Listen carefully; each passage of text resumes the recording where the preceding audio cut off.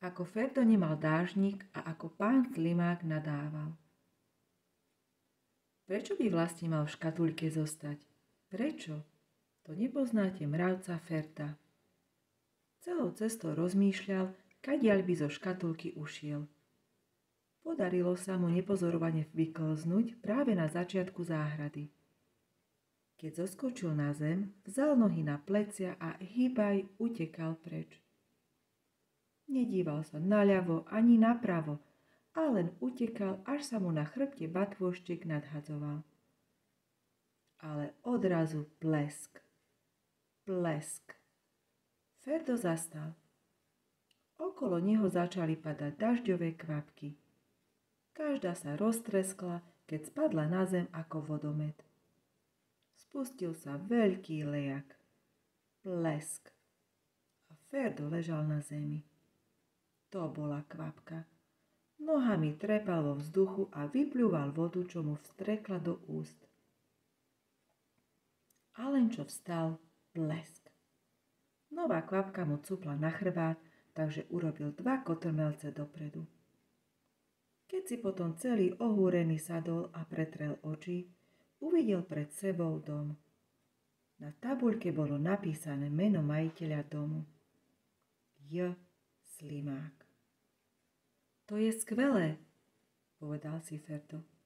Tam sa schovám, možno ma pán domáci pustí. Potom z ľahučka zaklopal na dvere iba jedným prstom, ale nikto neotváral.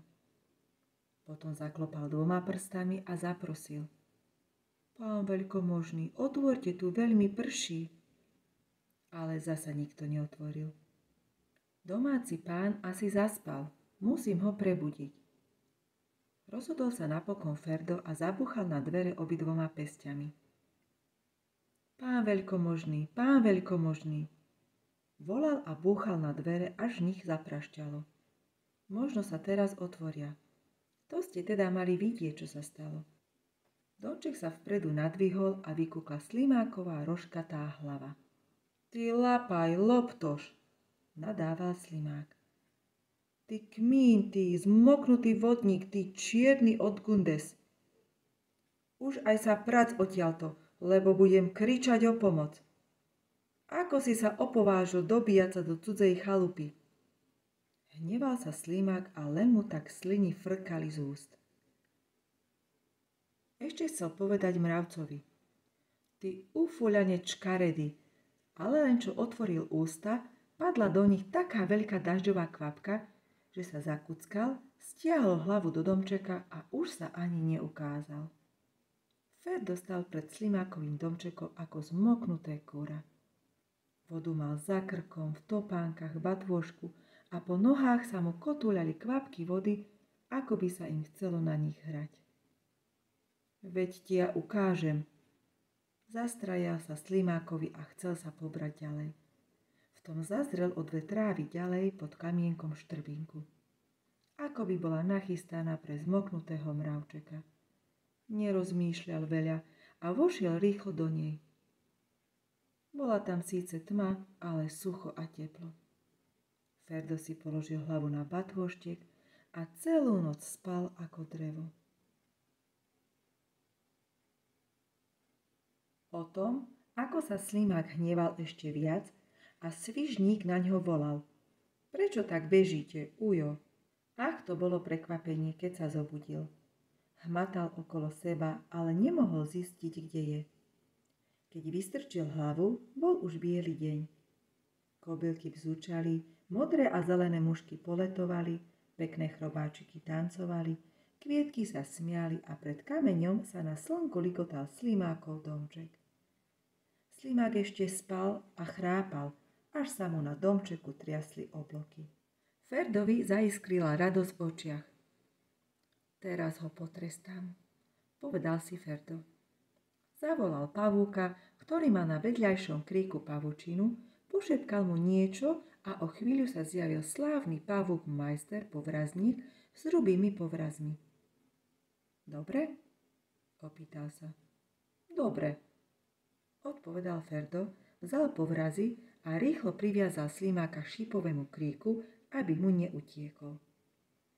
A teraz hup, šup, dub. Rozviazal svoj batvoštek, vybral sekerku a pílku, kladívko a klince.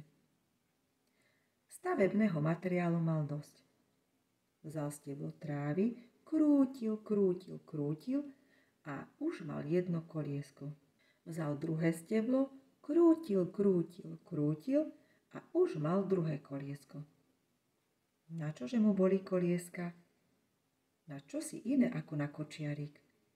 Ferdo našiel polovičku lieskového orieška, v tom bude sedieť, len čo si urobí sedadlo z machu.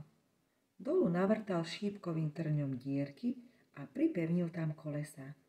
2 dierky navrtal aj vpredu a prestrčil oje. Do vozíčka zapriahol Slimáka, ako by to bol nejaký kôň. Potom si urobil bič, odviazal povrazy od šípkového kríka, naložil svoj batôštek a švihol bičom nad Slimákom. Prásk.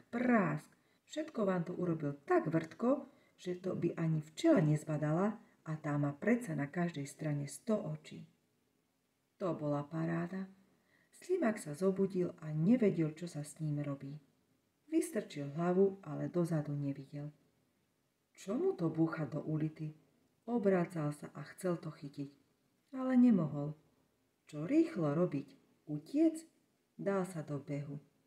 Však viete, ako Slimák uteká. A Ferdo nad ním prásk. Zo všetkých strán sa začali zbíhať chrobáčiky. Pribehli malé pásavky, pribehli lienky, spoza trávy vykúkol kováčik a z medze sem pribehol vo svojich 7-míľových čižmách krásavec Svižník. Všetci sa rozosmiali z plného hrdla. To je psína, pozrite. Slimák sa hrá na traktor. A ako sa ten mravec na kočiariku nafúkuje. A veru sa Ferdo v kočiariku naozaj nafúkoval a strúhal na chrobáčiky smiešne grimasy. Lienky kričali na ostatných, aby vyliezli radšej na stebla, že zhora je lepší výhľad. Kováčik pred Slimákom robil kotrmelce a Svižník behal jednostaj okolo a vždy sa pýtal. Prečo tak bežíte, ujo? Veď sa zadýchčíte, ja vám ani nestačím. Ale to všetko by nič nebolo, keby sa nebola dívala aj figliarka Bystruška. Keď sa Slimák pred ňou objavil, Bystruška sa zasmiala pod fúzy, zatlieskala a zavolala zelenú kobylku, sivkastého ovada, 2 komáre a čmeliaka, nech tej paráde dačo zahrajú. Kobylka, pravda, že bola za každé huncúctvo. Postavila sa dopredu s husľami, za ňou 2 komáre s klarinetmi, potom ovad s trúbkou a čmeliak s bubnom a pustili. Bum, bum, bum, bum, zum. Trádada, tramtata, tramtata, ratata. A už sa lúkou široko ďaleko rozliehalo. Neverili by ste, ako sa hneď všetky chrobáčiky zbehli pred hudbou a pochodovali do taktu. Ani sa nepýtajte, ako sa Slimák zlostil. Bežal cez hory, cez doly rýchlosťou slimáčiho rýchlika a nakoniec sa vydriapal na medzu ku kôpke kamenia. Nuž čo, bola to celkom obyčajná kôpka kameňa, ale Ferdovi sa tak akosi páčilo. Poobzeral sa napravo, poobzeral sa naľavo, potom vzal pomaličky svoj batvoštek a vyskočil z vozíka tak tichučko, že to ani nik nezbadal. A Slimákovi poslal pekný bosk. Ďakujem, pán Slimák, že ste ma sem doviezli. Ale nahnevaný Slimák nič nevidel, nič nepočul, len sa hneval ďalej. Ostatné chrobáčiky veselo pochodovali pred hudbou.